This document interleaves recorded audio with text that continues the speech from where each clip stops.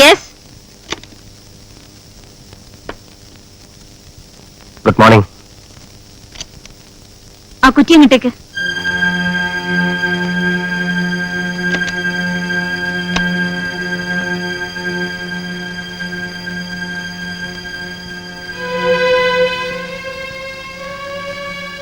മുഖവരിയില്ലാതെ കാര്യമൊന്ന് നേരിട്ട് പറയാം. എന്റെ ഭർത്താവിനെ വഴിതെറ്റിക്കുന്നത് നിങ്ങളാണ്. മനസ്സിലായില്ല. സ്റ്റെല്ലയുമായുള്ള ഡികെയുടെ ബന്ധത്തിന് നെട്ടൂരാൻ കൂട്ടു നിൽക്കരുത്. അത് പറയാനാണ് ഞാൻ വിളിപ്പിച്ചത്. എന്റെ മുമ്പിൽ നിൽക്കുന്നത് ഹോം മിനിസ്റ്റർ സേതുലക്ഷ്മിയാണോ അതോ സഖാവ് സേതു ആണോ? എങ്ങനെ വേണമെങ്കിലും എടുക്കാം. ഹോം മിനിസ്റ്റർ ഓർഡർ ആണെങ്കിൽ അത് കേൾക്കാൻ നെട്ടൂരാൻ നിങ്ങളുടെ ഓർഡറിലേ അല്ല. സഖാവ് സേതുവിനെ കേൾക്കാനാണെങ്കിൽ ഒരു പഴയ സഖാവായ എനിക്ക് ചിലത് പറയാനുണ്ട്. എനിക്കോ ഡികെക്കോ പാർട്ടിക്കോ തള്ളിക്കളയാൻ പറ്റുന്ന ഒരു ബന്ധമല്ല ഡികെക്ക് സ്റ്റെല്ലയോടുള്ളത്. എന്തിന്? സേതുവിനെ പോലും.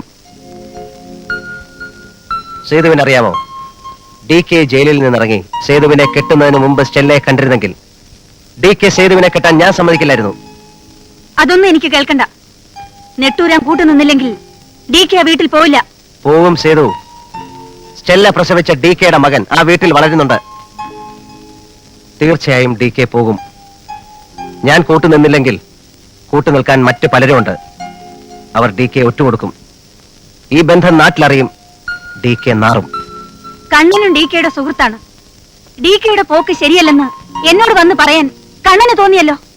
എന്നെയും കണ്ണനെയും ഒരുപോലെ കാണുന്നത് സേതുവിന്റെ കാഴ്ചയ്ക്ക് എന്തോ കുഴപ്പമുള്ളതുകൊണ്ടാണ്. എന്റെ കാഴ്ചയ്ക്ക് ഒരു കുഴപ്പമില്ല. ഉണ്ട്. അധികാര തിമിരം ബാധിച്ചിരിക്കുന്നു സേതുലക്ഷ്മിക്ക്. കണ്ണൻ മുതലാളിക്ക് വ്യവസായ മന്ത്രി ഡികെ കൊണ്ടുള്ള ആവശ്യം കഴിഞ്ഞു. ഇനി അവനാവശ്യം അവന്റെ തോന്നിയാസങ്ങൾക്ക് മറയായി ആഭ്യന്തരമന്ത്രിയുടെ സഹായമാണ്. എല്ലാരെയും എനിക്കറിയാൻ നെട്ടൂരാൻ മുതലാളി. ഏതോ കഥയിലെ എന്നോ മരിച്ചൊരു കഥാപാത്രത്തെ പൊക്കിയെടുത്ത് വികാര പ്രകടനം നടത്തുന്ന നിങ്ങൾ എന്തിനാ ഈ തോന്നിയാസത്തിന് കൂട്ടു നിൽക്കുന്നത്? വ്യവസായ മന്ത്രിയെ കൊണ്ട് നിങ്ങൾക്ക് നേടാവുന്നത് നേടാൻ വേണ്ടി, നിങ്ങൾക്ക് കാശുണ്ടാക്കാൻ വേണ്ടി. മന്ത്രിയുടെ ഇരുട്ട് ബന്ധത്തിന് കൂട്ടുനിന്ന് കാശുണ്ടാക്കേണ്ട ഗതികേട് നെട്ടൂരാൻ ഉണ്ടായിട്ടില്ല. ഞാൻ കഷ്ടപ്പെട്ടാ കാശുണ്ടാക്കിയത് എന്റെ കുഞ്ഞിനും അന്നമ്മയ്ക്കും വേണ്ടി. സേതുവിനറിയാമോ, നിങ്ങൾ മന്ത്രിമന്ദിരത്തിൽ പൊറുതിക്ക് കയറുമ്പോൾ അന്നമ്മയുടെ ജീവൻ രക്ഷിക്കാൻ മരുന്നിന് കാശില്ലാതെ മുഴുപട്ടണിയിൽ റോഡിൽ അലയുകയായിരുന്നു ഞാൻ. എനിക്കാരെ ഒന്നും ബോധിപ്പിക്കണ്ട. എനിക്ക് ശരിയെന്ന് തോന്നുന്നു ഞാൻ ചെയ്യും. മന്ത്രി കസേരയിൽ ഇരുന്നുകൊണ്ട് സേതു നെട്ടൂരാനെ കാണരുത്. കാണാനാണ് ഭാവമെങ്കിൽ നെട്ടൂരാൻ അത് പുല്ലാണ്.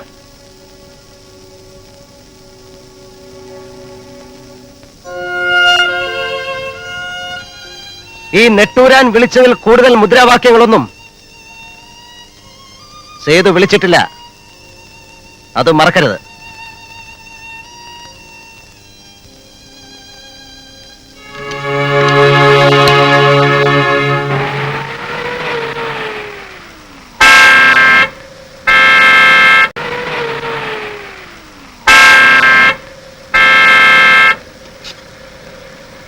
कौन है?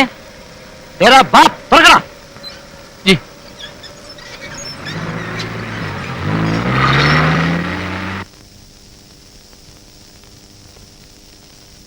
ആ നെട്ടൂരാനോ? ഇരിക്കേ. വേണ്ട, നിന്ന് പറഞ്ഞിട്ട് പോകേണ്ട കാര്യമേ ഉള്ളൂ.